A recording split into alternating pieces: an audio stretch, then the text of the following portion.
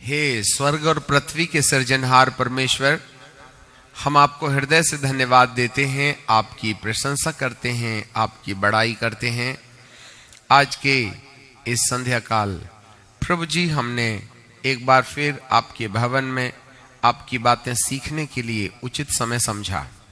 हे पवित्र आत्मा, क्या आप हमारे बीच में आकर उन तमाम भेद की बातों को जो आप अपनी सेवकाई वरदान के अंदर छुपाए हुए हैं उसे समझने में हमारी मदद करेंगे। हे स्वामी, आपका अनुग्रह जीवन पर हो जाए, आपकी बातें हम तक सीधे पहुंचने पाएं। प्यारे पिताजी, हम आपको धन्यवाद देते हैं। एक बार फिर अपना संपूर्ण जीवन आपके हाथों में सौंप देते हैं। आपकी दया दृष्टि जीवन पर बनाए रखें। यीशु नासरी के नाम से मांगते हैं, आमीन। हम भविष्यद्वक्ताओं के बारे में पढ़ रहे थे और भविष्यवाणी और भविष्यद्वक्ता, भविष्यवाणी का किया जाना हर एक विश्वासी के लिए परमेश्वर की ओर से वह वरदान है जिसमें जो व्यक्ति परमेश्वर की निकटता में रहता है, बहुत करीबी में रहता है, ऐसा व्यक्ति भविष्यवाणी के वरदान से होकर दो चार हो सकता है।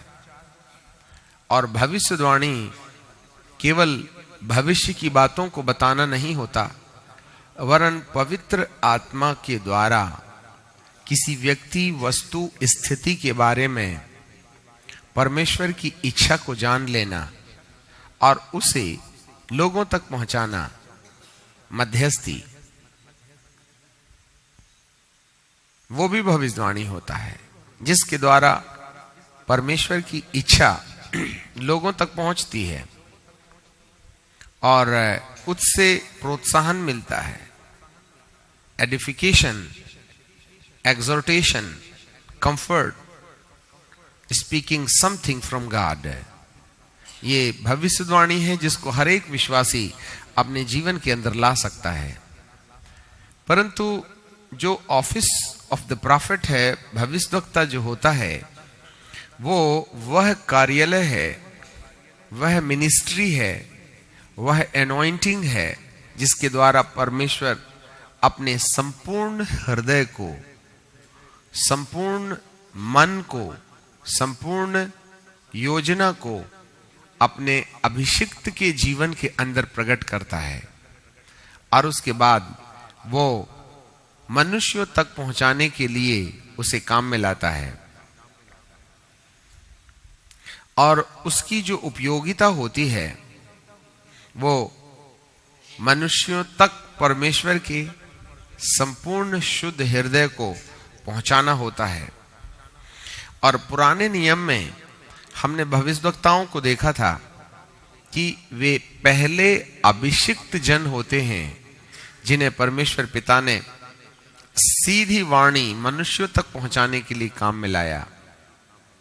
और उसके बाद फिर दूसरे अभिषिक्त जन याजक होते हैं जिन्हें परमेश्वर पिता ने परमेश्वर और मनुष्य के बीच बिचवई बना करके रखा। याजकों का काम है परमेश्वर का आशीर्वाद मनुष्यों तक पहुंचने के लिए याजक एक माध्यम का काम करते हैं और मनुष्यों के पापों को परमेश्वर के सन्मुख पशु बलि, अन्य बलि, मेल बलि, पाप बलि के द्वारा उन्हें शुद्ध करने के लिए वे मध्यस्थी का काम करते हैं जिससे कि मनुष्य और परमेश्वर का रिश्ता जुड़ा रहे। ये भी बिचवई का काम करते हैं। और तीसरे जो अभिषिक्त होते हैं वो राजा लोग होते हैं। जब तक प्रॉफिट किसी व्यक्ति को राजा होने के लिए तेल डालकर उसका अभिषेक न करे तो वह राजा की पदवी प्राप्त नहीं कर सकता है। और मनुष्यों के द्वारा दिए गए अभिषेक का परमेश्वर पुराने नियम में आदर करता था। जिसको प्रॉफिट ने, भविष्यद्वक्ता ने यदि अभिषेक करके राजा के लिए अंगीकार कर दिया तो परमेश्वर उस बात को आदर देते हुए परमेश्वर की ईश्वरीय शक्ति को उसके जीवन के अंदर भेज दिए जाने के द्वारा हर परिस्थितियों को उसके फेवर में लाकर राजकीय अधिकार उसे दे देते हैं। ये 3 प्रकार के अभिषेकों को पुराने नियम में हम देखते हैं। ये मिनिस्ट्रियल गिफ्ट के अंतर्गत आते हैं। अब इन भविष्यवक्ताओं के चुनाव का जो कारण है, वो क्यों परमेश्वर ने एक प्रॉफिट को चुना कि वो भविष्यवक्ता के कार्यालय में आकर के खड़ा हो जाए। तो हमने इससे पहले देखा था, the prophet shows the God's heart. परमेश्वर का हृदय प्रकट करने वाला है। He communicate the God's love and his loving longing and his anger, jealousy, pain and joy. इन तमाम ईश्वरीय मनसाओं को मनुष्य तक पहुंचाने के लिए जो एक नबी है वो इस्तेमाल किया जाता है, और भविष्यवक्ता के द्वारा परमेश्वर सीधे लोगों के साथ बात करता है। Through the prophet people are actually touched inside by bringing the word. परमेश्वर के वचन के द्वारा जो परमेश्वर की ओर से सीधे भविष्यवक्ता के द्वारा पहुंचता है, वह सीधे मनुष्य के हृदय को छूता है। याद रखिएगा। इसीलिए प्रॉफिट बहुत जल्दी क्रांति का विषय बन जाते हैं। शिक्षक की शिक्षाओं में उतार चढ़ाव हो सकता है, एक पास्टोरलिकल एनॉइंटिंग में टाइम लग सकता है, एवेंजलिस्ट शारीरिक चंगाई अद्भुत कामों से लोगों को आकर्षित कर सकता है, परंतु जब कभी भी परमेश्वर डायरेक्ट किसी के मन को, किसी के हृदय को हिला देना चाहता है, तो सीधे प्रॉफिट एक जलते हुए तीर की तरह मनुष्य के मन में और उसकी परिस्थितियों को चोट देता है। जितने क्विक रिजल्ट प्रॉफिट की मिनिस्ट्री में मिलते हैं, उतने क्विक रिजल्ट तत्काल जो परिवर्तन है, रिपेंटेंस है, और किसी दूसरी सेवकाई के अंदर में नहीं मिलता। एवेंजलिस्ट भी चमत्कार करते हैं, उनके लिए वे भौचक्का होने का विषय बन जाते हैं, उन्हें सोचने में दबाव डालते हैं, परंतु प्रॉफिट की मिनिस्ट्री सीधे हृदय को स्पर्श करती है और वे तत्काल रिपेंटेंस की ओर, पश्चाताप की ओर ले जाते हैं। The prophet is a very important and the powerful office. Through the prophet, God toucheth the heart of the people directly. अभी ये जितने भी बाकी हैं वो स्लो मोशन में काम करते हैं, परंतु प्रॉफिट इमीडिएटली आउटपुट देता है। ठीक है ना? क्योंकि वह परमेश्वर की ओर से एक सीधी वाणी है। अभी इसकी जो योग्यताएं हैं उसके बारे में हम थोड़ा सा विचार करेंगे। Office of the profit, he shows the heart of the churches. अब लिखे, आप लिखते भी चले जाएं। भविष्यवक्ता के द्वारा कलीसिया की वास्तविकता सामने आती है। The profit shows the heart of the church. कलीसिया की जो सच्चाई है, उसका जो हृदय है, उसको वो प्रकट करता है।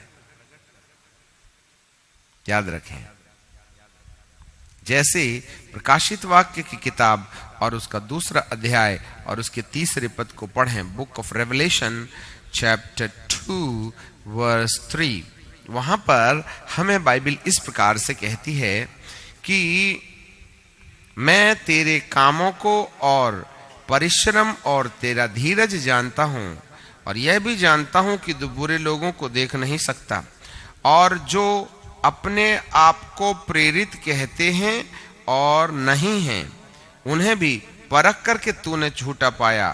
तू धीरज धरता और मेरे नाम के लिए दुख उठाते उठाते थका नहीं, पर मुझे तेरे विरुद्ध यह कहना है कि तू अपना पहला का सा प्रेम छोड़ दिया है। वह उसकी अंदरूनी हालात के बारे में साफ बता देता है। और हमारी सेवकाई के अंदर में कई बार ऑफिस ऑफ द प्रॉफिट की जो छवि है वो दिखाई दी, जो हम नहीं जानते थे। कई बार कलीसिया में ऐसे संदेश सामने आए, ऐसी हालातों का विवरण परमेश्वर की आत्मा ने हमारे मन में डाला, हम कहते चले गए। आखिरी में लोगों ने हमें घेर करके, कमेटी मेंबरान लोगों ने बहुत सुटाई पिटाई किया, तुमको ये सब बात कौन बताया जो तुमने ओपन मीटिंग में बोला? हमको कोई नहीं बताया, हम तो मजाक कर रहे थे। हमारे मन में जो आया, एक जगह ऐसे ही कह दिया। 30 कितने ऐसी कलीसियां हैं जिसमें 36 कोर्ट केसेस चल रहे हैं, और पता चला स्टेज से उतरने के बाद जिस कलीसिया में हम थे ना, उसी कलीसिया में ही 36 केस चल रहे थे कोर्ट में। सो कई बार परमेश्वर हृदय की हर एक बातों को जानकर, कलीसिया की अंदरूनी हालातों को जानकर के परमेश्वर साफ रीति से उसकी मनसा को प्रकट करते हैं। याद रखिएगा। अब एक बात याद रखना, द गिफ्ट ऑफ प्रोफेसी, जो भविष्यवाणी होती है, वह व्यक्तिगत जीवन के बारे में प्रकाश लेके आती है। The gift of prophecy brings the information for individuals, for a person to person. God speaketh through the prophecy, gift of prophecy, but the prophet, he knoweth the heart of the church, the group of people, the citywide, region wise, nation wide prophecies comes through the prophet, office of the prophet. Church जो एक group है, group के बारे में अब एक बात याद रखना, कभी भी गिफ्ट ऑफ प्रोफेसी के द्वारा, भविष्यवाणी के वरदान के द्वारा परमेश्वर ने सामूहिक रीति से समूह की समस्या नहीं दिखाई। वह इंडिविजुअल लोगों से बात करता है, परंतु प्रॉफिट जो होता है वह सबके साथ एक साथ बात करता है। ये एक इंपॉर्टेंट बातें हैं जिसे हमें समझना चाहिए। अब हम आगे और भी देखते हैं कि वह किस रीति से काम करता है। ऑफिस ऑफ द प्रॉफिट के द्वारा ऐसा भी होता है कि वे व्यक्तिगत रीति से सीधे लोगों के अंदरूनी भागों को साफ रीति से स्पष्ट कर देते हैं।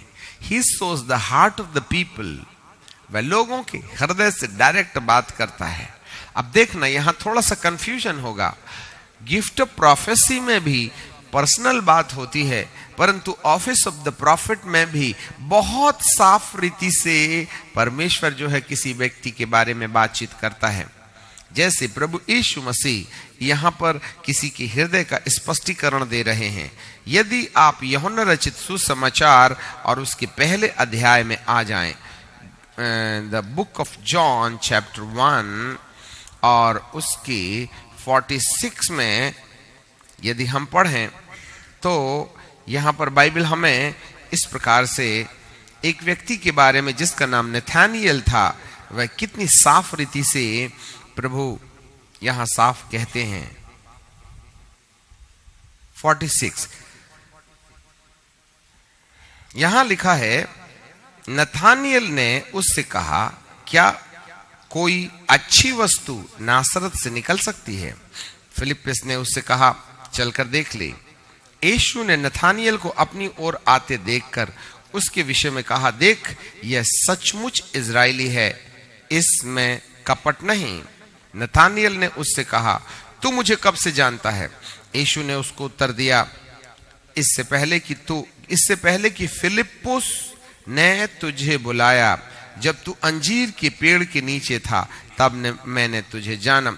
नथानिएल ने उसको उत्तर दिया कि हे रबाई, तू परमेश्वर का पुत्र है, तो सचमुच इजराइल का महाराजा है। ये बातें जो हैं नथानिएल के बारे में प्रभु ने बहुत साफ रीति से जान लेने के द्वारा एक प्रॉफिट होने का प्रमाण यीशु मसीह ने दिया। ऐसे ही पतरस भी एक प्रेरित होने के साथ साथ वह एक ऑफिस ऑफ द प्रॉफिट के अनुभव में खड़ा हो जाता है। अब देखो, भविष्यद्वक्ता चाहे वह इंडिपेंडेंट इंडिविजुअल प्रॉफिट हो या वो एपोस्टल के अंदर प्रॉफिट हो, ये दोनों चीजें एक से गुणों को अपने अंदर रखती हैं।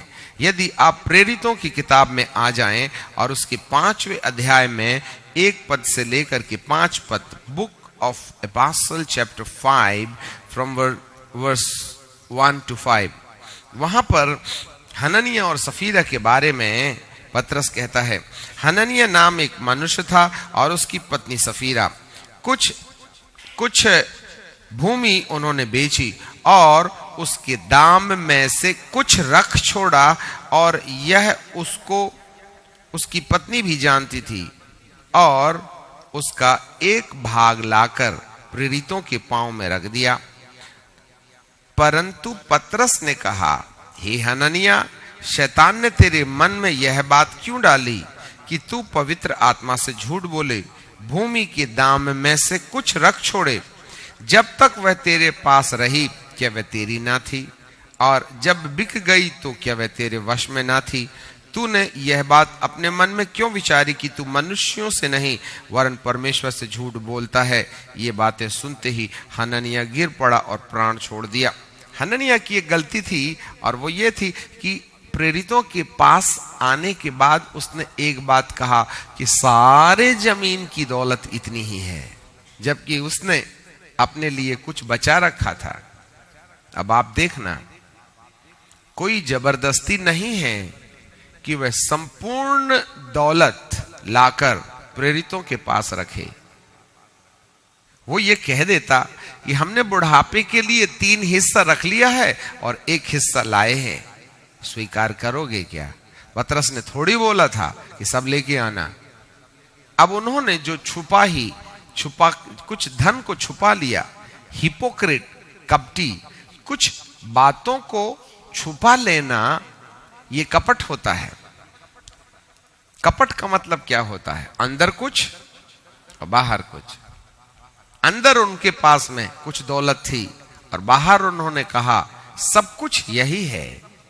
कई बार कई चीजों को हम छुपाने की कोशिश करते हैं, जी हां, उसे कपटी कहते हैं, हिपोक्रेट।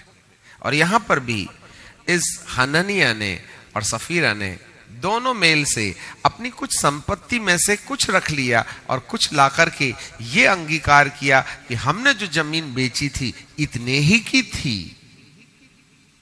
एक हिस्सा लाए हैं बोलते तो बाप का क्या जाता। आखिर उन्होंने झूठ बोला। तब पतरस को पवित्र आत्मा ने साफ रीति से ऑफिस ऑफ द प्रॉफिट की एनॉइंटिंग के द्वारा ये साफ बता दिया, ये तुम्हारी बेची हुई जमीन की पूरी कीमत नहीं है, इसमें से तुमने कुछ रख रखा है। और ऐसा करने के टाइम पर भविष्यद्वक्ता ने उनके हृदय को जानने के बाद ये कहा कि तुमने पवित्र आत्मा से क्यों झूठ बोला? किससे झूठ बोला? ये बात शैतान ने तेरे मन के अंदर क्यों डाली? किसने डाली? इसका मतलब है जब कोई अपनी संपूर्ण सच्चाई में से कुछ सच्चाई छुपा के रखता है या वह पारदर्शी या ट्रांसपेरेंट नहीं रहता है, तब मान के रखिएगा कि पवित्र आत्मा उसे जानते हैं और वो शैतान की ओर से होता है।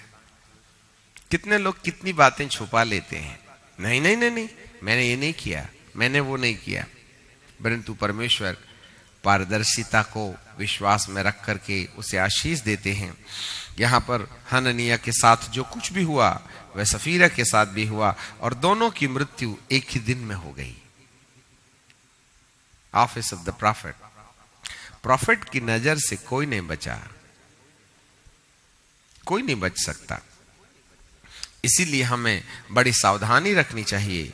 प्रेरितों की किताब उसका 8वां अध्याय और उसके यदि 20वें पद से हम पढ़ना शुरू करें तो ऐसा लिखा है, पतरस ने उनसे कहा, तेरे रुपए तेरे साथ नाश हो, क्योंकि तूने परमेश्वर का दान रुपयों से मोल लेने का विचार किया। इस बात में न तेरा हिस्सा है और न तेरा बांटा, क्योंकि तेरा मन परमेश्वर के आगे सीधा नहीं।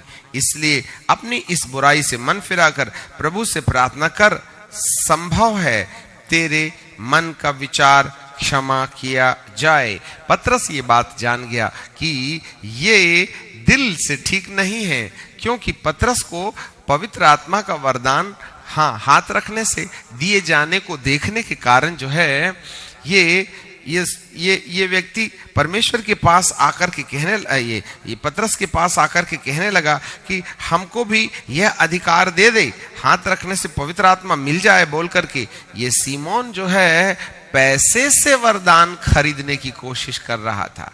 इस हालात को देखकर पतरस के हृदय में जो परमेश्वर की सीधी वाणी आई कि तेरा हृदय ठीक नहीं है, मन फिरा। इसका मतलब है भविष्यद्वक्ता, हेलो, भविष्यद्वक्ता मनुष्य के हृदय को बहुत बारीकी से जानता है। यस, एक समय की बात है जब हम भिलाई में थे, परमेश्वर के एक बड़े नबी जिनका नाम डी जॉन रविन्द्रनाथ है, भरी सभा में जब वे भिलाई के अंदर सभा ले रहे थे, तब उन्होंने भविष्यवाणी करके 3 बातें बोली। नंबर 1,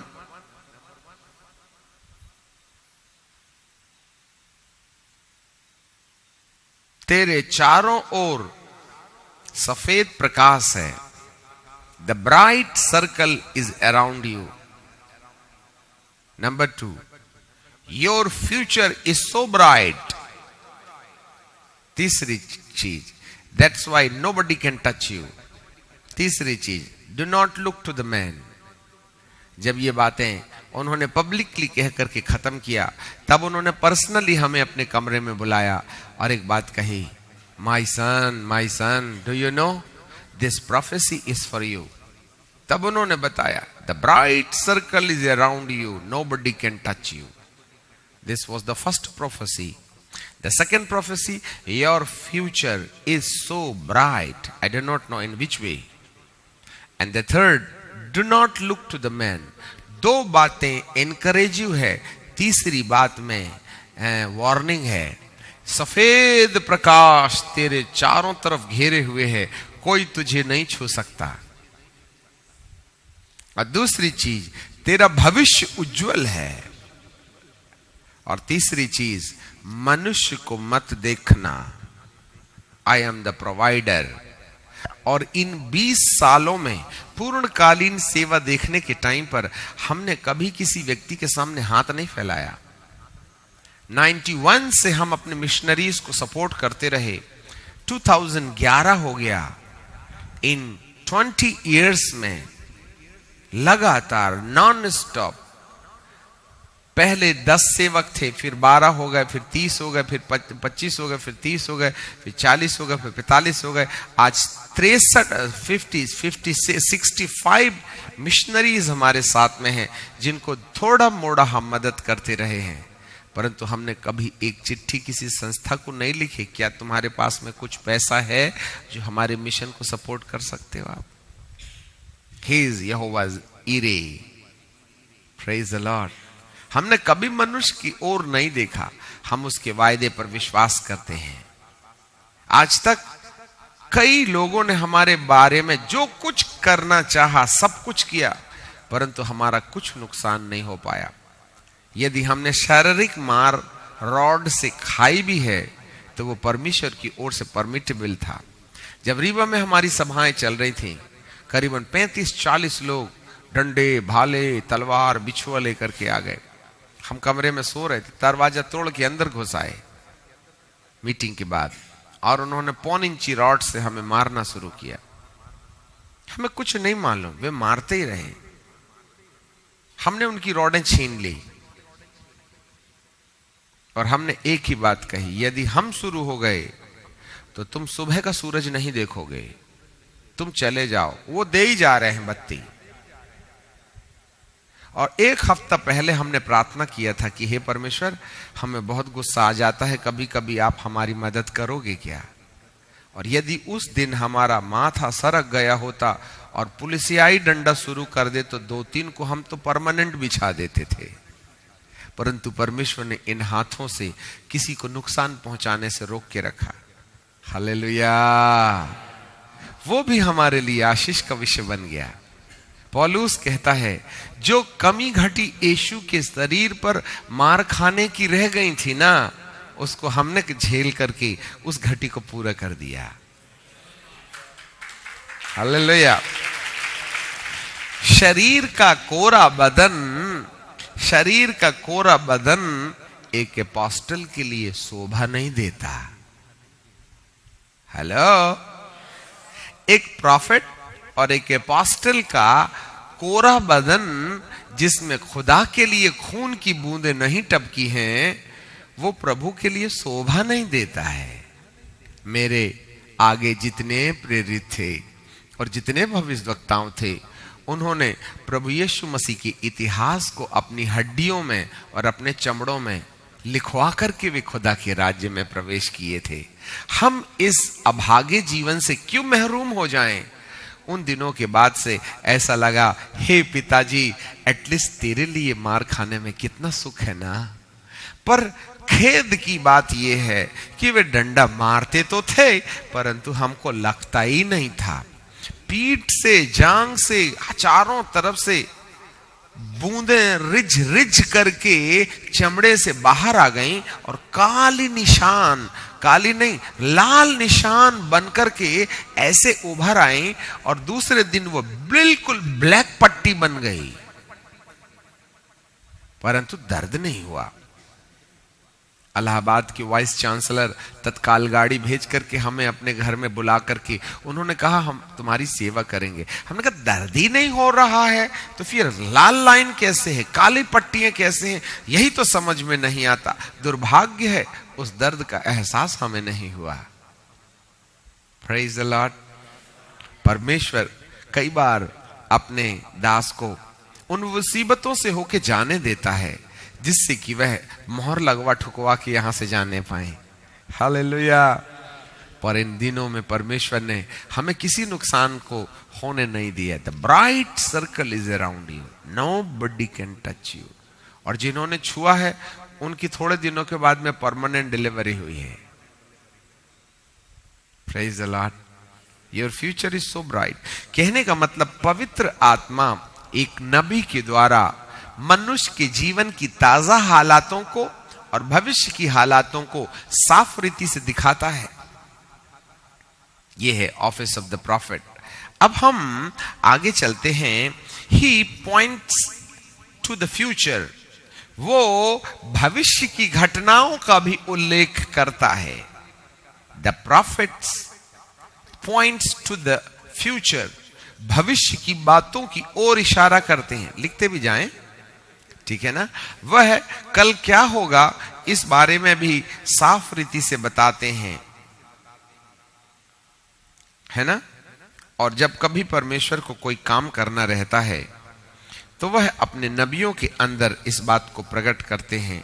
यदि आमोस नबी की किताब और उसके 3 अध्याय और 7वें पद में चले जाएं तो वहां पर बाइबल हमको बताती है कि परमेश्वर अपने दास भविष्यवक्ताओं के ऊपर अपना मर्म प्रकट किए बिना कुछ नहीं करता। क्या बात है। वह पहले अपने भक्तों के अंदर ये बात रिवील करता है।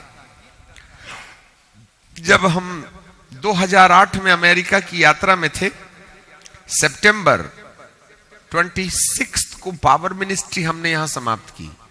27 सुबह हम यहां से रवानगी ले लिए और हम नागपुर में थे। 27th नाइट हम नागपुर में विश्राम कर रहे थे। मध्य रात्रि परमेश्वर ने हमें एक दर्शन दिया, और वो दर्शन ये था, एक बड़ा भारी पहाड़ दिखाई दे रहा है।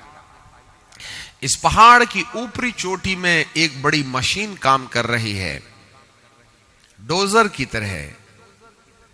और अचानक जैसे भूकंप होता है, वो मशीन डगडग करके हिलने लगती है।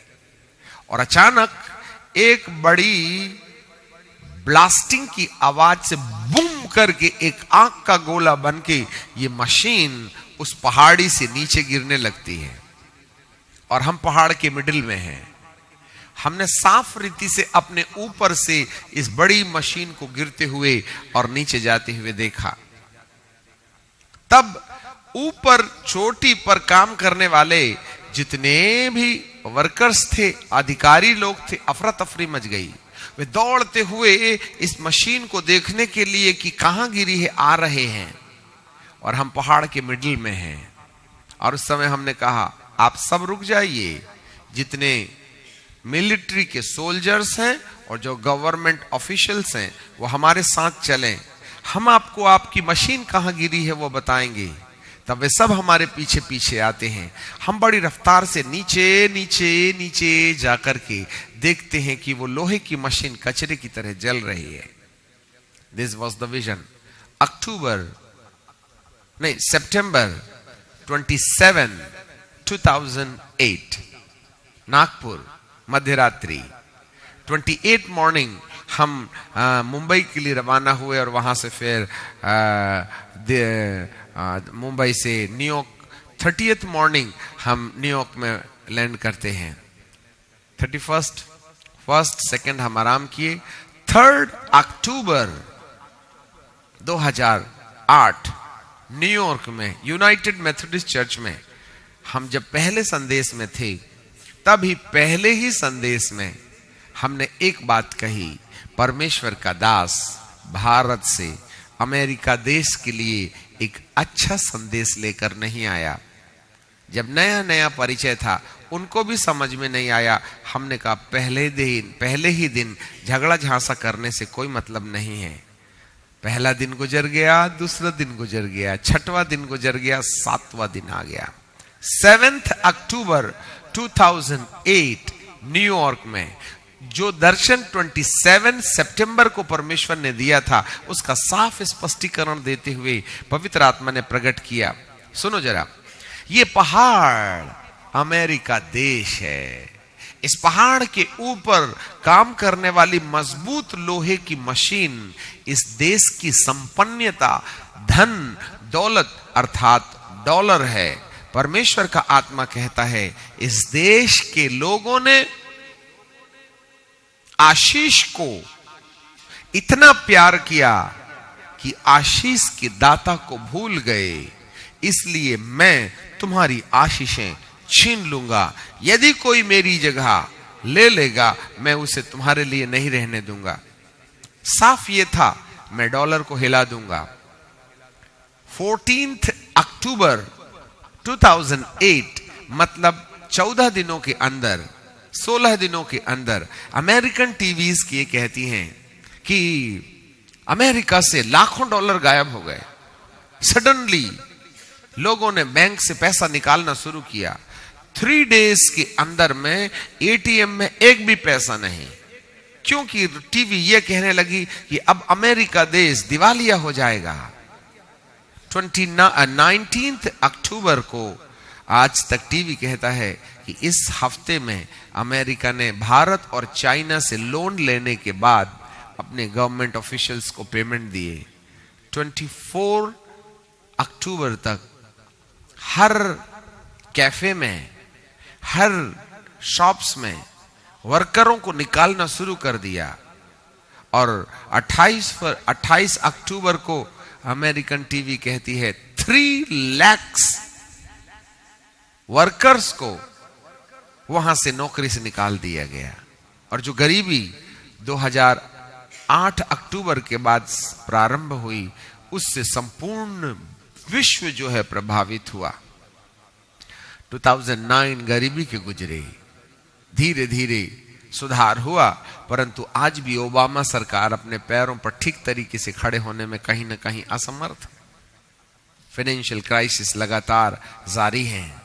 संभवतः दिनचर्या सामान्य हो गई, परंतु परमेश्वर की इन बातों पर लोगों ने विश्वास नहीं किया। डैलस, कैलिफोर्निया और अन्य स्थानों में हमने इस बात के बारे में साफ स्पष्टीकरण दिया कि परमेश्वर इसलिए चेतावनी दे रहा है कि तुमने संपत्ति को, आशीषों को, आशीष के दाता से ज्यादा महत्व दिया, इसलिए परमेश्वर उन आशीषों को तुमसे छीन लिया जाना चाहता है, जिससे कि तुम्हारा ध्यान परमेश्वर की ओर केंद्रित हो जाए। Praise the Lord. मेरे प्रियो, ये थी वो भविष्यवाणी जो राष्ट्र के लिए परमेश्वर ने रिवील की। This is the office of the profits job. तो कहने का मतलब यह हो गया कि परमेश्वर जो है भविष्य में क्या होगा इस बारे में साफ रीति से बताते हैं। हम आगे चल के भारत में क्या होने वाला है उसके बारे में भी जो दर्शन परमेश्वर ने दिया है, जिसका पूरा होना बाकी है। जब हम 24 अक्टूबर को इंडिया वापस आ गए, तो हम 25 अक्टूबर 2008 को मुंबई में क्रूसेड, एक दिन का क्रूसेड लेकर के 26 अक्टूबर हम केरल में चले गए यहां आने के बजाय, क्योंकि 27 अक्टूबर को केरल के तिरुवल्लुवर नाम स्थान पर सैकड़ों परमेश्वर के लोग उत्तर भारत की जागृति के लिए प्रार्थना कर रहे थे। और हम 26 नाइट 10:30 को हम पहुंच गए और तिरुवल्लुवर के एलाइट होटल पर विश्राम करने के बाद रात को 10 बजे सोए, 3 बजे हमारी नींद जाग गई, क्योंकि अमेरिका का दिन यहाँ की रात, वहां का दिन यहाँ का रात में, फिर यहाँ रात भर जागते हैं और दिन भर सोते हैं। ये प्रॉब्लम, रात को 3 बजे हम उठ गए, नींद नहीं आती है क्योंकि सुबह हो गई थी अमेरिका के हिसाब से। हेलो, प्रार्थना करने बैठ गए, नींद तो आ ही नहीं रही है। हम धन्यवाद दे रहे थे, प्रभु पहली बार विदेश यात्रा के बाद हमें जिंदा लौटा दिए, धन्यवाद आपका। ठीक है, 1 घंटा दिल टूट गया। I was shedding the tears. 1 hour, 2 hour, 3 to 4 to 5, 5:15 के दरमियान हम रोते रोते इतने डीप मेडिटेशन में चले गए कि ना आंसू हैं ना शब्द हैं। हम जाग रहे हैं कि सो रहे हैं, हमें कुछ नहीं मालूम, हम घुटने पर बैठे हुए हैं। सडनली सब कुछ बदल गया। हमें फिर एक बार एक हरा पहाड़ दिखाई देता है। लिसन मी वेरी केयरफुली, ये इंडिया के लिए प्रोफेसी है। हमें एक हरा पहाड़ दिखाई देता है, चारों तरफ पेड़ ही पेड़ लगे हैं, जैसे केरल की पहाड़ियां दिखाई देती हैं, ऐसे कुछ दिखाई देता है। अचानक हम कुछ देखते हैं, उस पहाड़ी के निचले हिस्से में एक नदी बह रही है। There is a river. उस नदी में पानी नहीं है। जैसे पहाड़ी नदियां बाढ़ आने के बाद खाली हो जाती है ना, वैसे ही इस नदी में पानी नहीं है, परंतु जगह जगह थोड़े थोड़े गड्ढों पर पानी भरा है, स्टैग्नेंट वाटर है वहां पर। तब कुछ लोगों को हम वहां कपड़े धोते देखते हैं गड्ढे के पानी में। पशु भी वहां नहा रहे हैं, साबुन का पानी भी वहीं जा रहा है, पशुओं का मैल, गोबर, सुसु सब वहीं जा रही है और लोग वहां नहा भी रहे हैं। एक तो रुका हुआ पानी, दूसरा कपड़े का मैल, पशुओं का गोबर। वहां नहाओगे तो क्या होगा? जोर से बोलो। शुद्ध जाओगे या शुद्ध होके लौट आओगे? और 1-2 बैल की मक्खियां घुस गई ना बदन में, किल्ली बगई, तो हम किसी से कम नहीं का नारा लगाएंगी। ठीक है, ये था वो अनुभव। आगे चले। अचानक इस पहाड़ में से आधा पहाड़ खसल करके नीचे गिरता है, लैंडस्लाइडिंग होती है, और जैसे ही मट्टी पहाड़ नीचे गिरता है तो आधी हरियाली का हिस्सा मानो नीचे गिर गया और वो लाल लाल मट्टी दिखाई देने लगती है, क्योंकि पेड़ सहित लैंडस्लाइडिंग नदी पर होती है। और जैसे ही पहाड़ी उस नदी पर गिरती है, जो लोग उस नदी में नहा रहे थे वे उठ के भागने लगते हैं। हम बोलते हैं, ए बाबा तुम क्यों भाग रहे, क्यों भाग रहे, क्यों भाग रहे? वो कहते हैं, भागो भागो। अरे क्यों भागो बाबा? अरे ये पहाड़ जो नीचे गिर गया ना, इसके चक्कर में नदी में भारी बाढ़ आएगी, बचना है तो भागो, नहीं तो हमको जाने दो। वे निकल के ऊपर गए ही नहीं थे। अचानक इस पहाड़ी की गिर जाने से इस नदी में इतनी भयानक बाढ़ आ रही है, इतनी भयानक बाढ़ आ रही है कि पानी नदी से भर करके ओवरफ्लो होकर के जहां हम खड़े होकर के ये दृश्य देख रहे थे ना, वहां तक भर गया। और with in couple of minutes पूरा की पूरा पानी मैदान के चारों तरफ आ गया। फिर उस पानी में हम नाव चलते देख रहे हैं। जहां सूखी घास थी वहां अब नाव चल रही है। हमने भी 4-5 लकड़ी ली और उसको आड़े बांस के ऊपर में ऐसा करके नाव बनाई और उसके ऊपर यूं यूं तैरते चले जा रहे हैं। अभी दर्शन खत्म नहीं हुआ। जब हम लकड़ी की नाव पर बैठ करके यूं बहते चले जा रहे हैं तो एक वारवेड बायर हमें दिखाई देता है। हम उसको पकड़ लेते हैं, हमारी नाव बह जाएगी। हम वारवेड वायर पकड़ के लकड़ी के बनाए हुए उस नाव के ऊपर में खड़े हुए हैं। तब हमें परमेश्वर ने न जाने कैसे लगा, उधर देखो, हमने उसी पहाड़ की ओर देखा जहां से आधा पहाड़ टूट करके नीचे गिर गया था। उस पहाड़ के ऊपर एक गोल जेल दिखाई दे रहा है, कैद खाना, जहां कैदियों को बंदी गृह, जेल प्रिजनर्स को रखते हैं। तब एक आवाज आकाश से सुनाई देती है। सुनो, एक आवाज आकाश से सुनाई देती है। कैदियों ने कैद खाने से निकलकर कैद खाने को आग लगा दिया है और उस पहाड़ के ऊपर जो कैद खाना था वो जलता हुआ ऐसे नजर आ रहा है। धू धू धू धू धू धू करके जल रहा है। दर्शन खत्म हो गया। हम तत्काल उठ करके देखे तो हम जो हैं देख रहे हैं कि हम अपने बिस्तर में हैं। उस समय 5:30 और 6 o'clock के लगभग हो गया। हमको 10:30 को मैसेज देना था। अचानक प्रभु ने इस सारे दर्शन का अनुवाद उसी समय दिया। केवल एक मीटिंग में बात करने के लिए 4 फ्लाइट करके हम वहां गए थे। 27 अक्टूबर 2008 को मॉर्निंग आवर्स में परमेश्वर ने इस दर्शन का अर्थ बताया। जरा ध्यान से सुनो। ये जो पहाड़ है वह हमारा भारत देश है। क्योंकि प्रोग्राम क्या था, दक्षिण भारत के लोग नॉर्थ इंडिया के लिए प्रार्थना कर रहे हैं। ये भारत देश एक पहाड़ है जो बहुत ही खूबसूरत है, हरियाली से भरा हुआ है। और उस पहाड़ के नीचे जो नदी है वह भारत की कलीसिया है, द चर्च ऑफ इंडिया। परंतु भारत की कलीसिया में पवित्र आत्मा रूपी जल का बहाव मानो समाप्त हो गया है। There is no any life in the churches.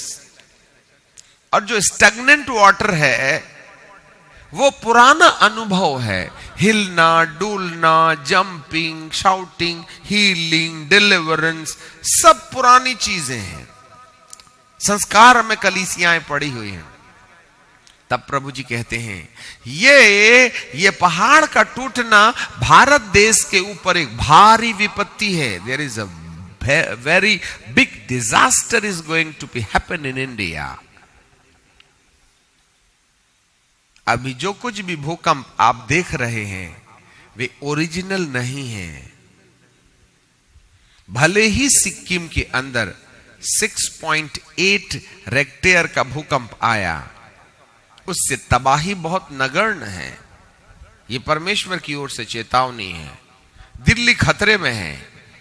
ये बातें आज आपको समझ में आ रही हैं। 2008 में परमेश्वर ने प्रकट किया था। हिमालय से लेकर धरती हिलते हिलते हिलते आंध्र प्रदेश और तमिलनाडु के किनारे तक जाएगी।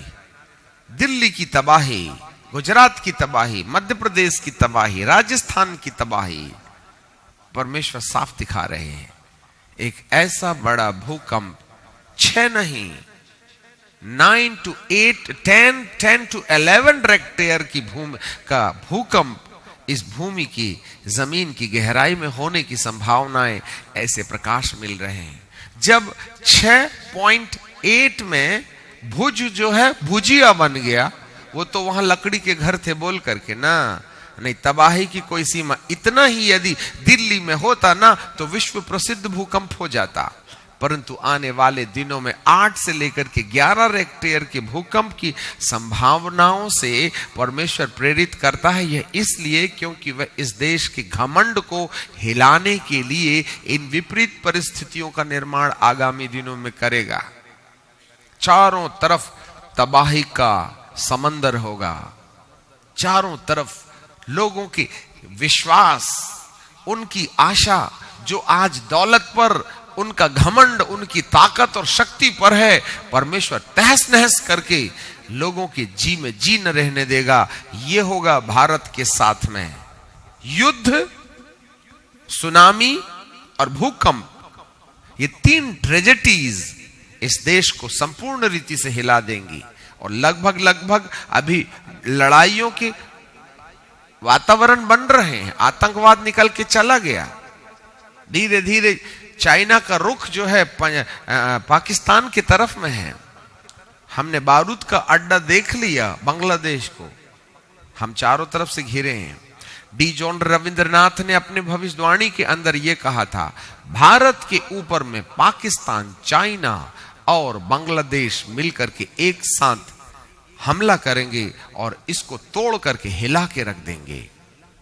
अभी चाइना अपनी तोपों को कपड़ा मारना शुरू करता है ना, तो हम गी करने लगते हैं। अपनी तोप कितनी है उनकी गिनती लगाने लगते हैं। और साफ आप खुलेआम कह रहे हैं उनका सामना करने के लिए हमारे पास ताकत नहीं है। अभी आपको समझ में आए तो ठीक, नहीं तो बाद में समझ लेना जब ऊपर से आग गिरेगी तब। परमेश्वर इस देश को चेतावनी दे रहा है। लैंडस्लाइडिंग होगी, भारी तबाही होगी, विपत्तियां होंगी। और जैसे ही ये लैंडस्लाइडिंग के बाद ये मिट्टी का मलबा नदी में गिरता है, तभी नदी के अंदर बाढ़ आती है। इसके कारण कलीसिया के ऊपर भयानक परिवर्तन आएंगे। लोग परमेश्वर की सच्चाई को खोजना शुरू करेंगे। अब ये जो लैंडस्लाइडिंग हुई है उसका 2 अर्थ है। पहली चीज तो मटेरियल किंगडम में मटेरियल किंगडम में विपत्तियां आएंगी, और दूसरी ओर कलीसिया के अंदर 3 चीजें हैं जिसको ढा देने के द्वारा नदी की एक भारी बाढ़ कलीसिया के अंदर में आएगी। सबसे पहला माउंटेन है जिसे चर्च को तोड़ना है, वो है स्पिरिचुअल प्राइड, आत्मिक घमंड। लोग बड़े घमंडी हैं। I know Bible, I know. People are so pridey because of their righteousness. उनकी धार्मिकता के कारण, false righteousness के कारण वो बड़े घमंडी हैं। घमंड इस भारत की कलीसिया के अंदर रिवाइवल आने से रोक रहा है। नंबर 2, the self righteousness, खुद के द्वारा बनाई हुई नीतियां, खुद के द्वारा बनाए हुए कानून, लिखो ना, खुद के द्वारा बनाए हुए कानून, सेल्फ राइचियसनेस, खुद के द्वारा निर्धारित बाइबल की अंडरस्टैंडिंग, खुद के द्वारा बनाए हुए प्लान, खुद के द्वारा बनाई हुई सिस्टम, कस्टम, ये जागृति आने के लिए रोकने की दूसरी दीवार है। Spiritual pride, self righteousness. जी हां, ये 2 पॉइंट आपके सामने नजर आ रहे हैं जो मनुष्य के लिए खतरनाक साबित होते हैं। हालेलुया। क्या इंसान इन दोनों बातों से अपने आप को बचा सकता है?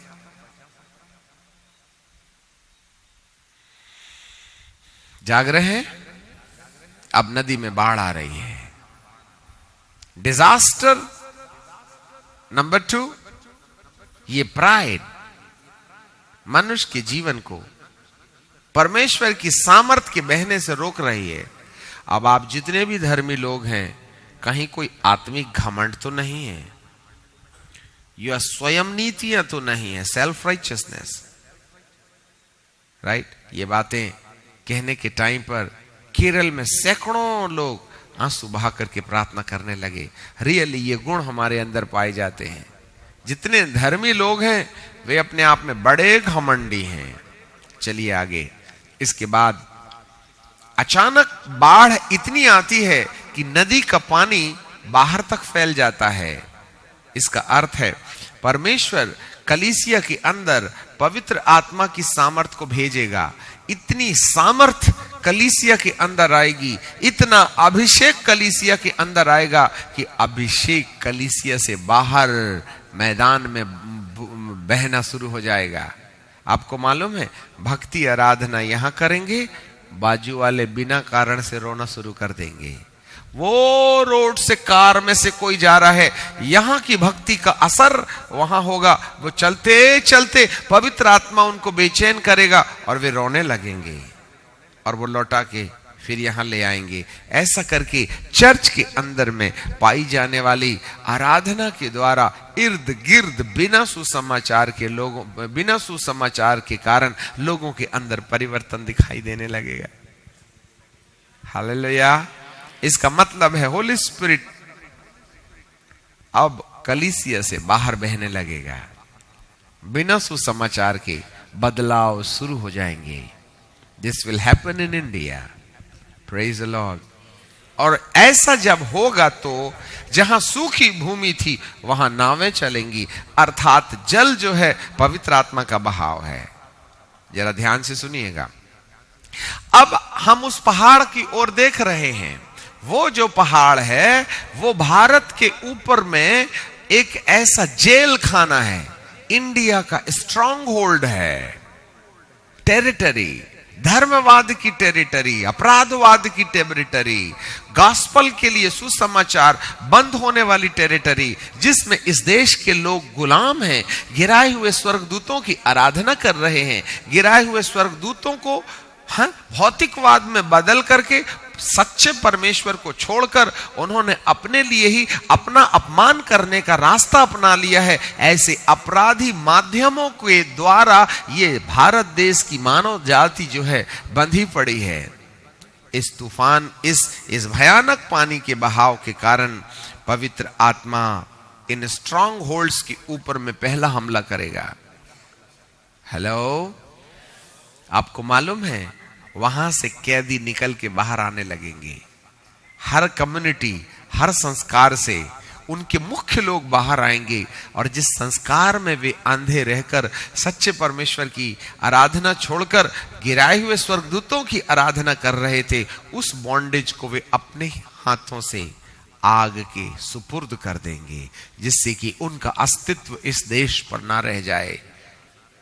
हम में वो ताकत नहीं है कि हम उन बंधनों के ऊपर उंगली उठा सकें, परंतु वे खुद अपने ही बंधनों का मजाक करते हुए वे हमेशा के लिए अपनी बंधवाई को अपने ऊपर से उतार कर नेशो नाबूद कर देंगे। तब इस देश में शांति का साम्राज्य आ जाएगा।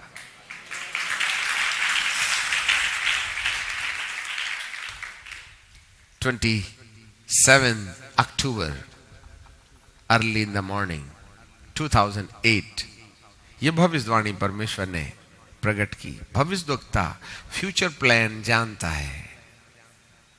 इस देश के ऊपर एक बड़ी भारी जागृति का एक काला बादल नजर आ रहा है और उस बादल को हम देख रहे हैं।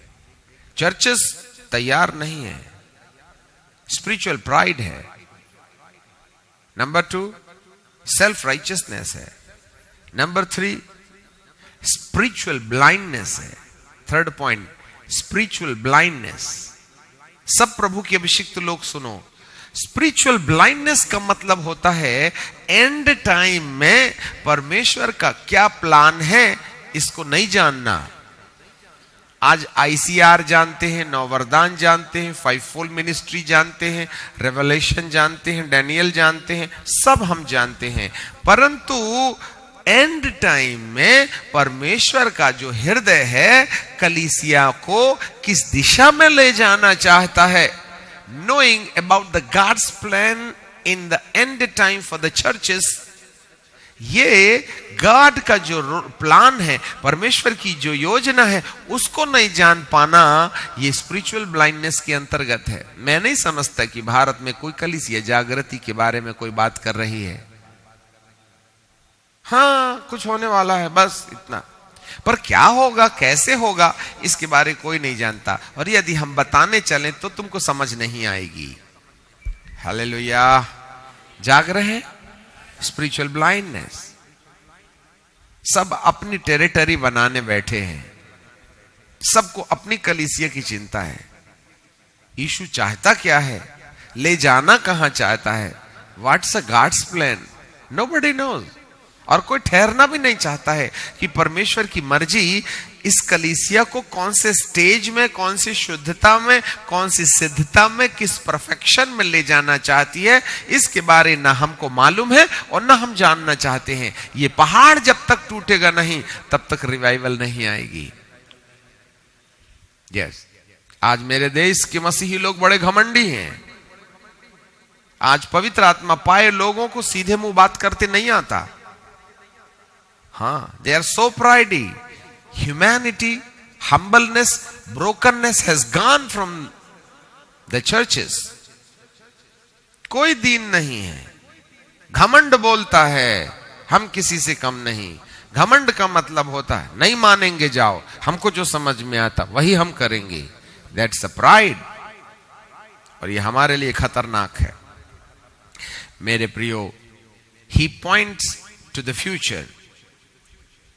The Lord does nothing without revealing his plan to his servant, the prophet. वो कुछ नहीं करेगा जब तक कि वह अपने नबी के ऊपर अपनी बातें संपूर्ण रीति से प्रकट ना कर दे। हालेलुया। हम कई भविष्यवाणी के बारे और भी आखिरी में बताएंगे, आ गई बात इसलिए बता दिया। कहने का मतलब यह है, परमेश्वर ऑफिस ऑफ द प्रॉफिट में नेशन वाइड प्रोफेसीज लेके आता है, रीजन वाइज प्रोफेसीज लेके आता है। हम रीजन वाइज प्रोफेसीज को भी आपके सामने रखेंगे। केरल के लिए परमेश्वर ने जो रेवलेशन दिया था उसको हम बाद में बताएंगे, परंतु हम आगे चलना चाहते हैं। अब जो भविष्यवक्ता है उसके पास में एक और बात है, और वो है न्यू टेस्टिमनी, एक नई गवाही उसके पास होती है भविष्यवक्ता के पास। जरा लिख लीजिएगा, नई गवाही का होना भविष्यवक्ता के लिए। अब यदि आप प्रेरितों की किताब और उसके 11वें अध्याय के 27वें पद को पढ़ें, book of apostle chapter 11 verse 27 to 30। उन्हीं दिनों में कई भविष्यवक्ता यरूशलेम में अंताकिया में आए। उनमें से अगबुस नाम एक ने खड़े होकर आत्मा की प्रेरणा से बताया कि सारे जगत में बड़ा अकाल होगा, और यह अकाल किलौदियुस के समय में पड़ा था। तब चेलों ने ठहर कर कि हर एक अपनी अपनी पूंजी के अनुसार यहूदिया में रहने वाले भाइयों की सेवा के लिए कुछ भेजे, और उन्होंने ऐसा ही किया। वरन बरनबास और साउल के हाथ प्राचीनों के पास कुछ भेज